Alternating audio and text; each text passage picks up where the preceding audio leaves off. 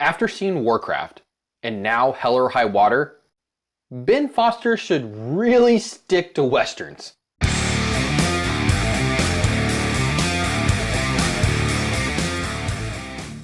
Hell or High Water, starring Chris Pine, Ben Foster, Jeff Bridges, Gil Birmingham, written by Taylor Sheridan, and directed by David Mackenzie. The way the movie is directed and the story told, I'll be looking for David Mackenzie's next film. Hell or High Water is about two brothers, Pine and Foster, who set out to rob banks for a specific reason. Bridges and Birmingham are the two Texas Rangers tasked with hunting them down. This is all you should know before going into the movie, because of how the story develops.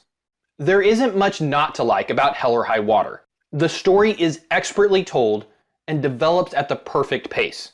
For the first half of the movie, you don't know why the brothers are pulling the bank jobs, but you know there is a reason. It is revealed at the perfect spot in the movie after the plot has been developed. It kept me engaged and wondering why Pine's character, Toby, was going along and planning the jobs. You get the feeling Foster's character, Tanner, is doing this for his brother, but also because he just doesn't have anything better to do. He does this for the thrill and the rush. Toby is in it for a specific purpose and sees no other options. Tanner also brings some practicality to what the job entails. He has no illusions about the consequences of his actions and plans accordingly. You are invested in wanting the brothers to get away with their crimes, but at the same time, you kind of want Bridges and Birmingham to catch them. I never truly knew if they were or were not going to get away with their crime. The film keeps you guessing, and while a few of the story points might be easy to figure out, it is done in such a way that keeps you riveted to the screen. This is also helped along with the dialogue from the script. The movie is naturally funny in parts. The theater I was in was laughing at numerous scenes throughout the film. You believe Pine and Foster are brothers because of the conversations and interactions they have between them. Bridges has most of the funny lines and delivers them expertly, teasing his partner throughout the entire movie with Native American jokes. The film has a very tight script, and it seems everything is used in the film to move the story forward. Since Taylor Sheridan also wrote Sicario, it shouldn't be surprising that this was such an interesting story. Sheridan will hopefully be getting many more of his scripts read because of Sicario and now this. He has a movie he both wrote and directed coming out next year according to IMDb, called Wind River. This movie goes on a list of ones to watch out for next year. Everything comes together well in the film, and all of the main performances are fantastic. Pine easily sheds his Captain Kirk persona and loses himself in the poor drill worker from Western Texas. Foster also seems to be at his best when he is playing a character slightly unhinged, and he does this well again. Bridges is once again fantastic and plays a great Texas Ranger who is being forced to retire.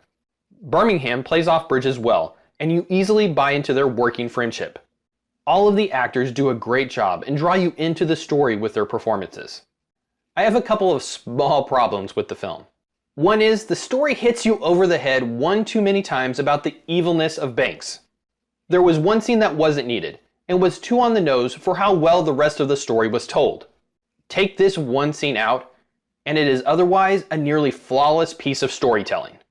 The only other small complaint would be how artsy Mackenzie got with his shot selection at times. I liked most of the long tracking shots he did, along with other elements he used.